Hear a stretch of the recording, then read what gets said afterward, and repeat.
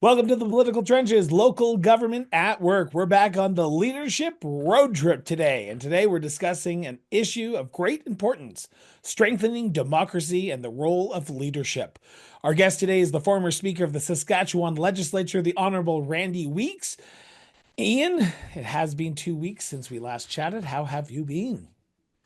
I've been okay, and we were just saying a little while ago too, talking about our guest today being from Saskatchewan. It's Saskatchewan 2 weeks in a row, so they're getting some pretty good profile off the political trenches. Yeah, it's been a good couple of weeks. We promised next episode we will not bring someone from Saskatchewan, but I can't promise that fully. But let's go to That's our right. first story, and that is from CTV Barrie. Bracebridge Mayor Rick Maloney exercised powers granted to him under Ontario's controversial strong mayor powers for the first time. But he says collaboration, not control, will remain the foundation of his leadership. Earlier this month, Maloney issued his first four decisions under the new framework. Rather than keeping the authority centralized in his office, Maloney delegated specific powers to both town council and the chief administrative officer, including giving council the authority to appoint and dismiss the CAO and allowing the CAO to oversee the town's organizational structure and employment matters. Council will also retain control over how committees are formed and managed. Quote, this is the first time decisions are being made in Bracebridge under the new strong mayor framework, end quote, Maloney said in a statement, adding, quote, I believe in the strength of our team and the importance of shared leadership. By entrusting key responsibilities to the council and our CAO, I'm confident that we will continue to make thoughtful, informed decisions that serve our community well, end quote. Now, the strong mayor powers were introduced by the provincial government to speed up municipal decision making, particularly around housing. They give mayors sweeping authority over municipal administration, including the ability to unilaterally hire or fire department heads and to pass budgets without council approval. Powers that have raised concerns in some municipalities about transparency and accountability. Now, Maloney's decision to hand much of that authority back to council and staff signals a different approach in Bracebridge.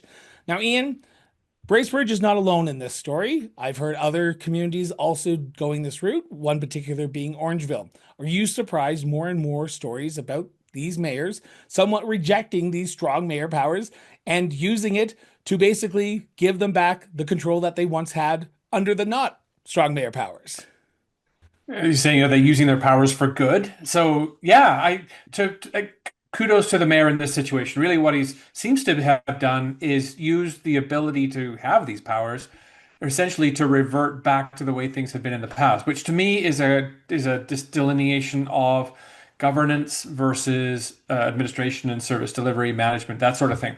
So the powers that he has provided back to the CAO and the powers that he's provided back to council really were the powers they had before. What they do to me is show that this particular mayor, as an individual, seems to understand that council and the mayor in this case have a role, but the head of the civil service in the municipality also has a role to make that civil service work as best that in this case he can. So I think this was a good idea for what this mayor has done. But the only follow up that has to be asked is while this is a good step for Bracebridge, and you and I've chatted about this off the record, and I think even on the Right. record a few times, 2026 is the next Ontario municipal election. So that's when Ontario election municipalities are heading to the polls, and Mayor Maloney may not be reelected.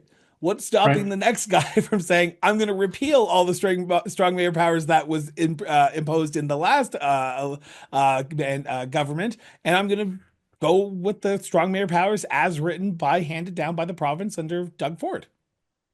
Yeah, to me, that's exactly what the issue is. I've heard a few municipalities, councillors say, I don't have a problem with so and so, but we don't really know what the next mayor is going to be like. And the next mayor, as you have alluded, can certainly go back and take some of those powers back and exercise them in the way that the provincial government has provided them to, like more than 150 municipalities now in the province of Ontario.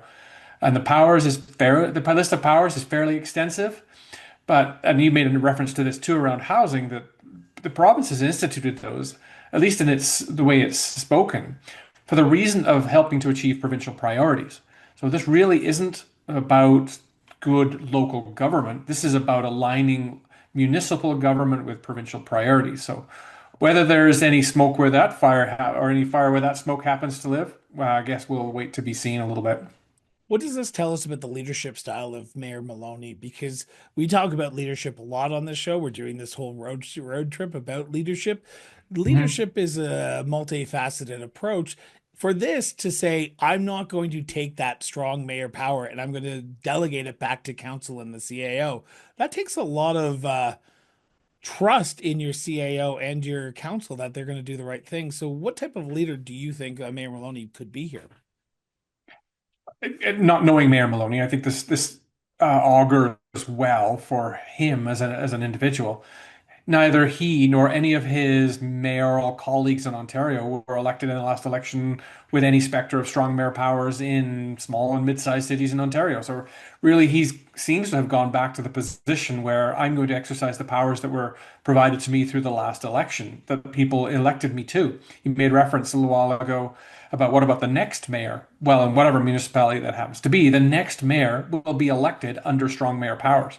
So we may see some different people running in those elections, recognizing that they are no longer first among equals. They're just first among the person who has these mayoral powers. So good for the current mayor. I would be a little bit concerned about what happens, not just here, but elsewhere in Ontario as well, with these municipalities where they're not exercising strong mayor powers now, but certainly could following the next election with somebody else in the big chair.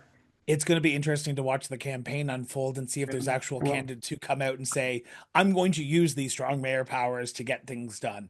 And if you know, the yeah. voters actually do put their trust into that sort of scenario, go ahead. Before we wrap up this one and move on to the next story, I'd like to say too that to me, the evolution of powers from mayor to council or mayor to CAO really should be a council decision rather than one person's decision. And it's not. I mean, under the way that these strong mayor powers are written, the mayor can accept them or pass them on or whatever the case may be based on the will of that particular mayor at that particular time. So it's not a question of what council wants. It's a case of what the mayor of the day wants to do. It certainly will be. I'm going to head off to story number two, and our next story comes from sasknow.com. Terry Hunt has resigned as the Larange councillor in Saskatchewan, citing political infighting, administrative pushback, and a lack of progress on as reasons why for his resignation. Quote, I found it frustrating. Talk is cheap, and to try and get anything done, by the time you go through all the channels and stuff like that, most of the things would be just pushed to the side, end quote, he said during an interview with Larange Now. Quote, I'm old school, and I didn't think that it is the proper way of doing it. I still don't. I banged my head again up against the wall for 2.5 years and try to help. And I didn't think I was successful. So I just packed it in, end quote. In specific, Hunt was disappointed in the lack of progress on fundraising for a new recreation center to replace the aging Mel Hegland Uniplex. Council's lack of headway on the matter led to the Ice Wolves to relocate to Lac L'Orange Indian Band Jones Robert Memorial Community Center earlier this year. He also mentioned moments of infighting by council during meetings, which led to arguments as well as lack of being able to communicate one-on-one with town staff. Ian, this might be a story about biting off more than you realize when you're getting elected. There's a lot of accusations that are in what former Councillor Hunt has said to the newspaper, but I want to start with here. Are we properly training our municipal candidates to understand what they're getting into when they get elected? I think, Chris, that's the crux of this particular story. It's Larange, but I'm sure this councillor exists in many municipalities across the country. And that is somebody who thought local government did one thing, got elected, and realized that local government actually does a different thing. And I read through his resignation letter too, and he was talking about the experience he's had versus what he expected. And he said, unfortunately, the reality of the situation has been a completely different experience from what he expected it to be. So he is probably one of these folks who just wants to get stuff done, runs for office thinking that it's all about common sense, and gets frustrated when he realizes that actually, in actual fact, there has to be a majority of members of council for anything to have happen. And whether they have common sense or not, I guess, is subjective and based on the individual's opinion in this case. And this, to me, indicates that there is a requirement for more or better understanding of the role of local government for candidates when they run for office, and the thoroughness of things like a municipal orientation or a council orientation after they get into office, and then regular and ongoing training. So that people understand that this isn't a working board that they're getting into. This is pure policy governance. So this fellow had said, I find myself up in the middle of the night stressing over matters of procedure and protocol rather than policy, which is an interesting and insightful statement because really policy should have pre-answered some of the questions that he's kind of concerned about. So yeah, to me, it does speak to a requirement for more understanding what the role is before the election even happens. So who is ultimately responsible for that? Because we've had conversations around similar about training Yeah. of new political candidates or municipal candidates for council, but who's ultimately responsible for that? Because I'm gonna sort of be the black sheep in the recording here for a second, because I would imagine it's up to the people, but I I don't expect people to jump through hoops to be able to get elected to council. That is Right. on the job learning. There's a lot of people who can learn very quickly. Does everyone need to take prior training to be elected to council? Because then you're disqualifying, in my opinion, some people who may want to just join because they want to give back and they want to give back, and that's how they want to do it, by just running and getting elected, not having to go through the hoops, because that may be a barrier for some people who may not be able to afford it, maybe not be able to go travel because of childcare.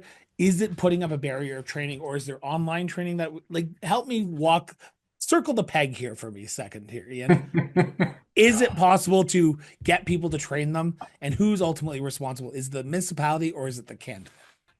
You know, Chris, I think it's basically the candidate who needs to pay attention to this. There's legislation, there's regulations, there's policies, there's previously elected officials, there's currently elected officials.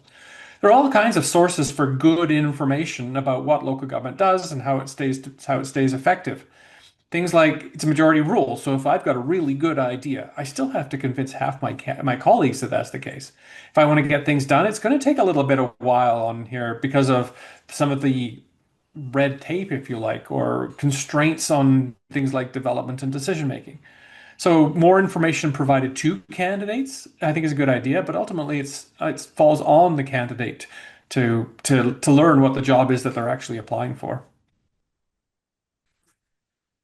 Our final story comes from CBC New Brunswick. The New Brunswick government says it hopes municipalities will be able to absorb a broad property assessment freeze in 2026 without raising taxes on property owners. But if municipal budget figures from this year are a guide, that may be a tall order. At a news conference earlier this month, Aaron Kennedy, the minister responsible for Service New Brunswick, says he hopes municipalities will be able to scrape by in 2026 on revenue assessment increases they can generate outside the freeze, and by making, quote, difficult decisions, end quote, about how they spend their money in their own communities. Quote, I appreciate their frustration with the announcement, but I think when you take into consideration the sales and new constructions and major renovations is excluded from the freeze, there may be many municipalities that won't have a freeze in their revenue at all, end quote, said Kennedy. Kennedy went on to say a $63 million increase in funding to local governments from the province announced in this year's budget should also help soften the blow of the assessment freeze. Although he says decisions on how much of those increases each municipality will receive will be made at a later date. Ian, this is the age old problem of a parent knowing what is best for their children. Or are the municipalities, which are quoted in this story, reasonable in their frustration by this freeze of assessment property values? The government of New Brunswick, I think in this case, just handed all the municipalities a bucket of stinky fish heads and said, "Here, come, you can make a gourmet meal out of these." No, this is first of all, assessments is independent of, sorry, property values are independent of policy. So regardless of whether the assessment stays the same or doesn't stay the same, the prices in the open market for whatever is being assessed are going to change based on the open market, willing buyers, willing sellers, and all the rest of that. So the assessment freeze, all that really means is if a municipality wants more money, they have to increase the tax rate. So what that looks really bad on the municipality, and they are going to hear it from their ratepayers, even though it's really the municipality that is actually handing them a real big problem. That this doesn't take into account even things like inflation, which, as we know at the moment, is quite problematic. Certain parts of Canada are now looking at significant impacts from tariffs south of the border, which is going to have a really big impact as well. So this is problematic, I think, on a whole bunch of levels. It wasn't a difficult decision for the province to make to say we're going to freeze assessments, I doubt. It is then handing off a really difficult decision to the municipalities to say, sure, we can keep tax rates the same and assessments the same, which means in real dollars, we're actually taking a cut in revenue this year. And then at some point, we're all going to have to make this up. This is like it's akin to when we saw 0% tax increases happening. And the legacy of that has been real struggles for municipalities in years to come, regardless of where in Canada or elsewhere that's happened. So I don't think this was a I don't think this was a good move. I think this was the province making a very political decision.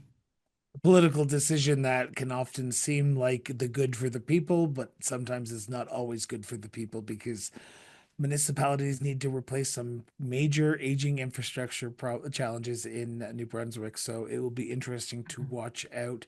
And now we're going to head over to our discussion with the former Speaker of the Legislative Assembly in Saskatchewan, the Honorable Randy Weeks. Be right back. We are continuing our journey in the role of leadership today. But how do we lead while trying to strengthen our democracy?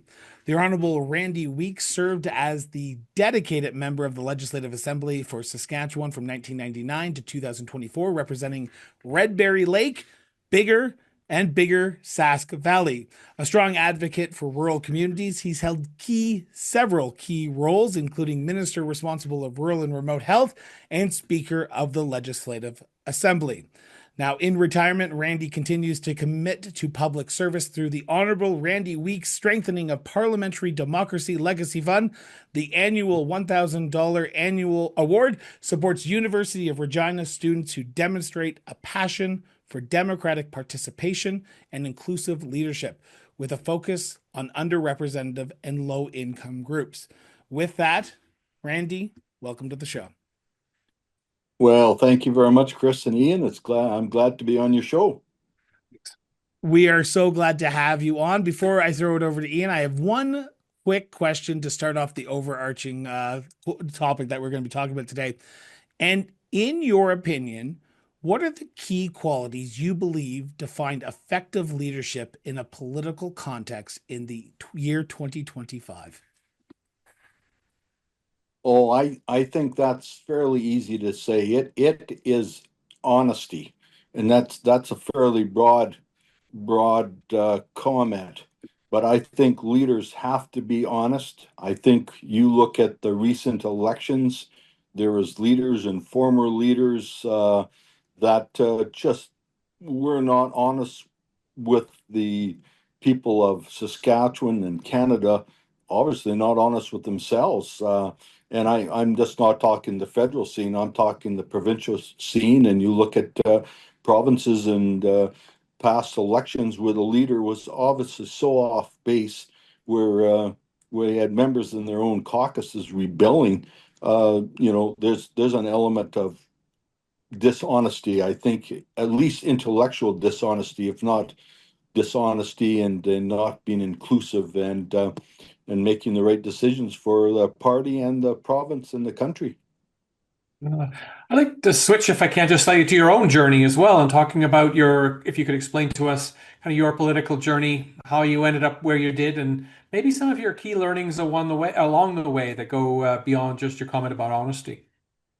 Well, I have to, I'll continue on there. When I got into politics, it was the Saskatchewan Party had just been formed, and I started out as a constituency president, and then I got a nomination by acclamation. And leaders, Elwin Hermanson was our first leader, a good man, an honest man. It didn't turn out for him and the party. And the well, 1999 election was very successful. We didn't win. 2003 it was a very disappointment.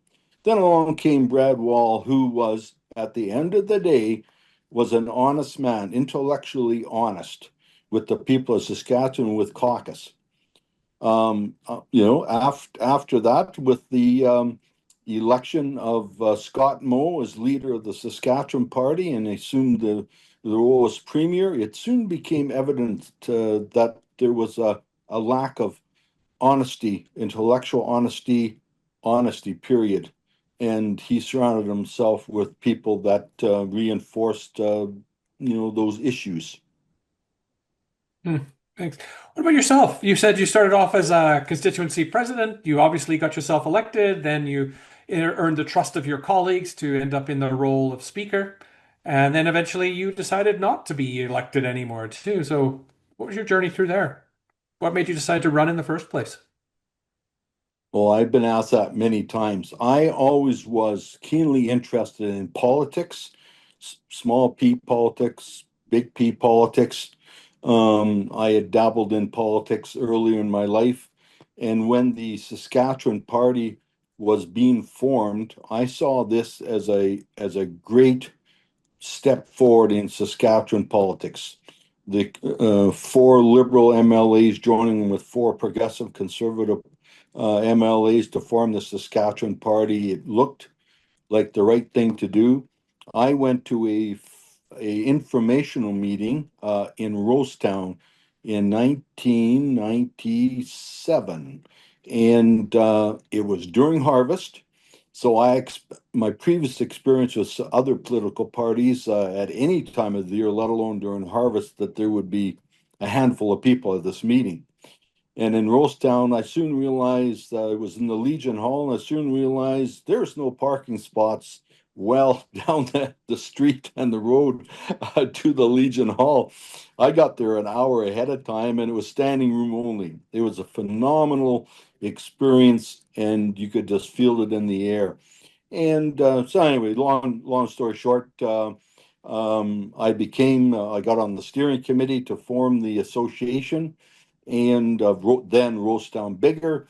I became the president, and then in 2000 and 1998, Elwin Hermanson ran, uh, and he was, of course, a member of the Rosetown Bigger. And obviously, he ran for the leadership and won. Obviously, he was going to be our candidate. And there was another constituency, our party organizer said, called Red Berry Lake. And I asked him about Red Berry Lake. As it turned out, the boundaries in those times, I lived in Rosetown Bigger. I had land in Cutknife Turtleford and Red Berry Lake. And the boundary of Red Berry Lake just started 6 miles north of my house. So I started helping him organize and sold memberships. And like you say, the rest is history. I got the nomination and I was elected in 1999 as the SAS Party member of Legislative Assembly. What sort of relationship did you have with like local government leaders, either constituency in your constituency or provincially? I ask that just because a lot of the people who are watching or listening to this program are local government folks from across the country. Oh, generally, I think as an MLA, I have, and the party, SAS Party, has had a pretty good relationship with local government, especially with SARM, SUMA. There's always challenges. There's finances involved. Every level of government wants more money from the level of government above them. There's no secret to that. And there's,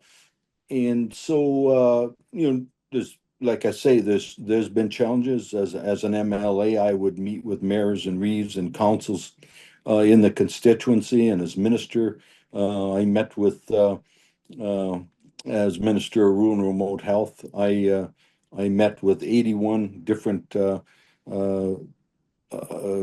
people that represented healthcare facilities. So certainly it was very positive. There's always challenges. That's not going to end. That's not, no government is going to say we fixed every problem. There's always more work to be done. And but saying that, I mean, I think the Saskatchewan Party in the last number of years under Scott Moe has deviated from many of those desires and wishes, and certainly it's not as effective as the Sask Party was under Brad Wall. Well, thank you very much. So Saskatchewan has more municipalities per capita than anywhere else in Canada. Do you have any insights about how the province could, through itself or working with those local governments, help them to make sure that local government remains viable in that province? Well, that's a good question. If I may go into a bit of a history lesson, when I Please do. was first elected, the Roy Romanel government was going to mandate uh, forced amalgamation of RMs, and it was one of many things that cost the Romanel government and the NDP government of the day in rural Saskatchewan. It was bitterly, bitterly fought. Saying that, does it need to happen? Absolutely. It's on a voluntary basis. There are some amalgamations, but nowhere near what needs to happen. And so it's one of those very sensitive political issues. But over time, I think it will work out because I think members of councils uh, recognize. I mean, if they can't raise if they don't have the tax base to look after their RM for various reasons, obviously they're going to need to join or do joint ventures with other municipalities around them. And those are many options without being a forced amalgamation that could happen. The smaller hamlets around the country, I know around the province, in my constituency, I've had I'm thinking of three that the law and the regulation is when a municipality can't elect a mayor, reeve, or a council, it ought that community automatically reverts to the RM, and that's happened, like I say, at least three occasions. Hmm. And same thing with schools. That's I've had school closures, very, very, some are happen without much controversy because the community knows they don't have the students, but some very contentious, very contentious. Now, as the former Speaker of the Legislative Assembly, you had to uphold democracy at the highest level within the Legislative Assembly. What does it mean to you to uphold democratic institutions and principles in your role, in your previous role of Speaker of the Legislative Assembly?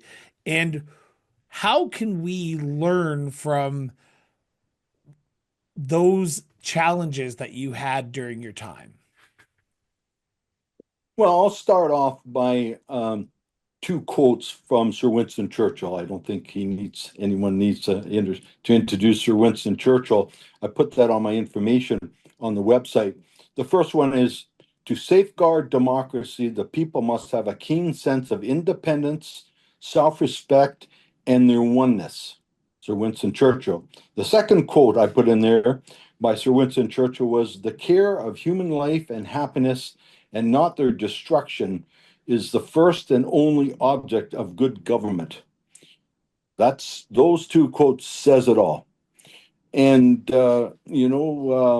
so my time in as speaker, it became very evident that the government of the day wanted me to do their bidding. And when I say that, to make decisions and on points of order that there were no justification for. And I found that unacceptable. Other speakers find that unacceptable. And they just wanted me to do whatever they bloody well felt like at that moment. And as speaker, every day we the speaker works closely with the clerk and clerk staff. They are the experts on parliamentary procedure, and whenever there was issues, points of order and things, we do extensive research and come back with a ruling. And it was based on precedents, not only in Saskatchewan, in the House of Commons, and ultimately back to the British House of Commons as well, rulings that go back hundreds of years. And so I found myself at loggerheads with the government, and well, I didn't back down. I mean, many times the rulings were in favor of the government, and many times it was in favor of the opposition, depending on the circumstances. But the behavior of the government House Leader Jeremy Harrison of the day was reprehensible. There's there's no two ways around it, and so without going into all the details, it's all there in Hansard, my rulings, and when I made members withdraw and apologize, it's all in the record, and I actually removed 6 members from the Legislative Assembly while I was Speaker. They would not withdraw and apologize, and I would kick them out. And ironically, 5 out of the 6 were from the opposition NDP. Only one was from the government, and that was Jeremy Harrison. So they had the perception I was taking sides against the government in favor of the opposition. Nothing is further from the truth. It just the opposition didn't play games and were honest practitioners of more honest, I should say, more honest practitioners of democracy and the principles of democracy.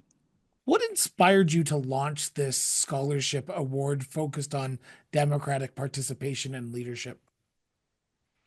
Well, it kind of grew. It did grow out of my experience as speaker and talking to many friends. And it was suggested by people, why don't you set up a legacy fund through the South Saskatchewan Community Foundation? And they're an amazing organization.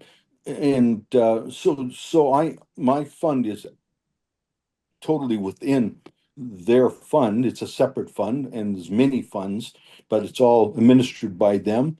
I jokingly said, or they jokingly said, they do everything.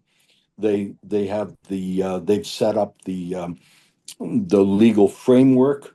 We they negotiated with myself with the University of Regina because and concerning the fund and the bursary, and they administer everything. The money goes directly to the South Saskatchewan Community Foundation, and they and the and so the one of the people in one of the meetings, he says we do everything but raise money. So it's my job or my responsibility, and I'm enjoying it a lot to raise money. None of the money goes to me personally. There's no expenses or salary paid to me at all. All the money people can go and go onto the QR code and just scan and goes directly to the Randy Week Strengthening of Parliamentary Democracy Legacy Fund. And they can donate online or they can send a check, and there's an address. They can send a check to South Saskatchewan Community Fund. And it's been a great, rewarding experience. I've had a number of speaking engagements and a lot of money coming in. And so the goal down the road is it's $1,000 once a year to a student. And but we'd like to expand that to $1,000 to more than one student, and also would like to expand this to the students that are going to the University of Saskatchewan that are taking political science. So it's really in its infancy, and it's very rewarding and well received. So, for those who are looking to donate to the fund or help support the fund in protecting and encouraging, safeguarding our democracy, the links will be in the show notes. And I'm going to You try and will. do Okay. something, and I'm going to try and do something without prior knowledge of giving it over to Ian, but we're going to try and put up the QR code in our usual little square right there that has political trenches, local government at work, and it says what Great. the title of is. So if you can scan the QR code there, you can go to the website and you'll be able to donate directly to them as well. And like Randy says, all the money goes to the bursary and not to him. So you're not giving money to a former politician, because I know that's sometimes a little bit hard for some people. Absolutely. But I want to just I add, always don't. go ahead. Yeah. Well, I always want to say that because, people may be suspicious, but there isn't one penny. When I go to a function to speak or travel, it's on my own dime. I don't get anything back. One other thing that it should be said, it's right in the letter that you have, is that donations can be made anonymously. And there's a good reason for that, because in the political world, there's people that, are concerned about that privacy and the public perception of somebody from some political party persuasion giving money to possibly the perception of something else. And we've had money donated, and I don't know who donated the money, and I think that's important to say that. So my final question before we let you go, Randy, is looking ahead, what legacy do you hope this scholarship will leave in terms of strengthening democracy in the province of Saskatchewan? Well, much as we discussed, I want people to be able to look at this legacy fund and look into the reasons behind why it was formed, and my role as speaker. And people, there's also, there's a lot of information out there that about my role as speaker and my challenges as speaker and my concerns about democracy during that time. And I want that to be all part of the legacy, really, and to follow up and to be part of our parliamentary system. And as another quote by Sir Winston Churchill, he said, "Democracies are the worst form of government, except for all the others." And amen to that. And I think that is the best way to end an interview about democracy and strengthening democracy with Winston Churchill. Randy, from both Ian and I, we want to thank you so much for sitting down and chatting with us about democracy, leadership, and the democracy, strengthening the democracy fund. I apologize if I'm getting the fund here wrong, the name of the fund wrong, but we truly appreciate your time and sitting down with us and chatting about the work you're doing and sort of how we are energizing the next generation of leaders in the province of Saskatchewan. So thank you so much. Well, thank you, gentlemen. I really appreciate the invitation to be on your show, and let's stay in touch. Thank you. Next Thanks, time I'm man. at Next time we're out in bigger, we'll make sure we look you up. Our full You bet. interview with Randy Weeks, former Speaker of the Saskatchewan Legislature and the founder of the Strengthening of Parliamentary Democracy Legacy Fund. I guess I should have just read it a few minutes later. We'll be right back after this quick break. Ian, interview with the Honorable Randy Weeks. It was a fiery one, probably one of the most politically charged ones that we've had, but we did talk about his fund that is coming up. How did you feel like the interview went in today's episode? Yeah, I think there's pure benevolence behind a lot of what he seems to be doing, community service and all those sorts of things. Someone who got involved in truly public service for the public good. I think for the good on him for literally putting his money where his mouth is with the bursary. I really enjoy it when someone who is a current or former elected official provides an actual opinion on something rather than just equivocating. So, yeah, I really enjoyed having a conversation with Randy Weeks. So we are recording this at the last week of May, and that means we are about halfway through this year. and we are heading into June, and we are going to probably have about 2 more episodes before our little summer hiatus in July. But I do want to just put this out there. We want to hear from you. Last year at our summer hiatus, we asked people to send in their stories that you were listening to, what you were watching, and we want to know what you're being paying attention to, so that way we can answer, we can read what you've been watching and comment on it. But also, if you have any questions that you want us to answer about the state of local democracy across Canada, I know I'm throwing Ian under the bus because I did not prepare him for this little rant I'm going on. Please send them to us either through social media, through the website, through Strategic Steps website, and we would be happy to answer them in our first and only episode of July 2025. Ian, we have 2 weeks until our next episode. What are you going to be planning on doing? Well, as we are recording, I'm busy. Well, not right now, but shortly I will be packing for the Canadian Association of Municipal Administrators Conference in Quebec. We are a sponsor of that conference again and looking forward to that. It's a great experience to run into municipal administrators from across the country. My Uncivil Society book is out, and I'm getting lots of feedback on that, which I really appreciate. And there have been 3 or 4 or 5 organizations that have reached out and said, hey, can you come and talk to us about that? Or individual municipalities and people who have asked questions about it too. So there's that. You and I will both, I believe, be part of the Atlantic Mayors Congress, which is coming up in a month and a little bit too. So we will be meeting in New Brunswick face to face, and that'll be a lot of fun. And in between that, trying to run a company and all the rest of the things that happen that go with that. And I will mention this off the top for those people in St. John. I will be in St. John. I did not book my plane ticket this year for St. John, Brunswick. I got someone else to book it. There's a whole story that we will talk about when we're there.